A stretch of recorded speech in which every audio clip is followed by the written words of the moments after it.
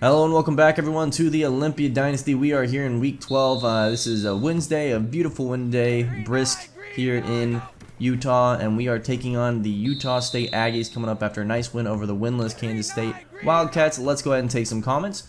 First, we have one from Freeze Dried here. At the 17-minute mark, Sam Franklin finally doesn't drop an interception. An interception is by its very nature a caught ball, right? An uncaught pass by the defense is by definition not an interception. Wouldn't it really be an interception attempt?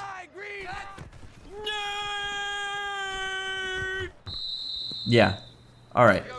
Texas Chick 23 says, not sure you gained any fans in Manhattan with those opening remarks. Yeah, unfortunately, I mean, there's just not much going on out there. It really is a dreary, drab place. But I love Kansas State, love the fans. EMAW, hashtag EMAW, whatever.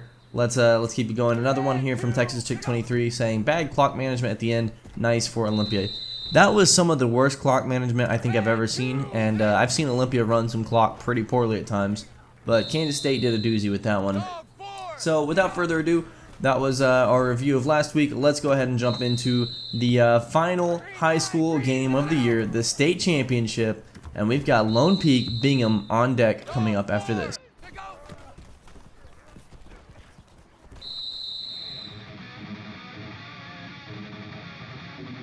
And Lone Peak would kick things off as they usually do. Taylor Wilson under center, running that triple option offense, which really doesn't make sense considering their personnel, but it doesn't matter. Taylor Wilson, best quarterback in the state of Utah, a junior, will be a senior and eligible to commit next year. He had himself yet another game. I mean, it was, I wouldn't say a insanity run for the young man this playoffs because we all knew how good he was, but he set records. Utah State records in the playoffs this year. Taylor Wilson, look at this throw. He gets hit, delivers it. Deep post, 3 men on him. Beautiful pass while getting hit. Rolling on his weak side. Nice pass here for the touchdown. I mean, really, Bingham tried everything they could to stay in this game. You can see they were trying to force feed Walter Graham, and there is an interception. Tim Jackson, who is officially committed to Olympia, makes a huge play there. Walter Graham, though, would have something to say. He would try everything he could. The tight end just was a mismatch for this linebacking level here for Lone Peak. Bingham racking up a lot of yards through their tight end. I mean, it's run, pass to Walter Graham. That's pretty much it. At the end of the day, though, Taylor Wilson and Lone Peak, look at him.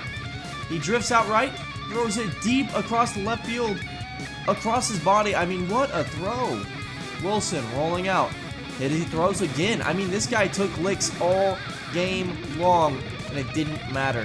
He could not miss. Wilson, right? His comfort spot. Bam. Look at that window he threw that in. You've never seen a tighter fit.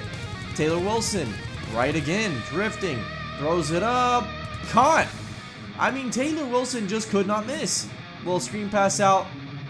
Lone Peak never even was in danger in this game. 38-10 your final score. Tim Jackson, like I said, official commit to Olympia. Wilson, almost 600 yards, a record. I mean, what a game. So coming off the high of the state championship, I went ahead and looked at some stuff for the upcoming game against Utah State, who is number 2 in the nation and undefeated. Of course, Utah State will have one more game after this against BYU. Should they win both those games and the Big 12 championship, they will be headed to the national championship. Basically confirmed. Of course, Olympia looking to have something to say about that. It's not a game I'm expecting us to win, but it is a game I'm expecting us to get hyped for. It's a rivalry game. You always want to get up and really play hard in your rivalry games. We will see what kind of Olympia comes out. I think if Olympia can show some fight in this game, especially with all the pieces they have returning. Of course, we're losing a few key players like Curtis Simpson.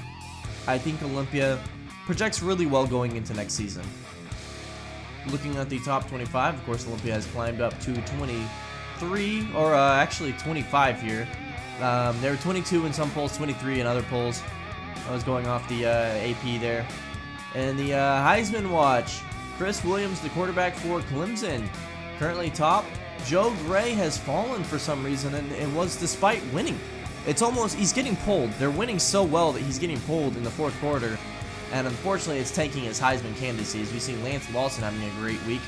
Dick Parrish gets Player of the Week on defense in the Big 12 after a fantastic week. BYU's quarterback also winning player of the week there. Of course, we know with this Utah State team, of course, they have one of the best quarterbacks in the nation, Joe Gray, and they love to run it through their running back, who is also really solid. Nate Bain is one of the best wide receivers in the Big 12.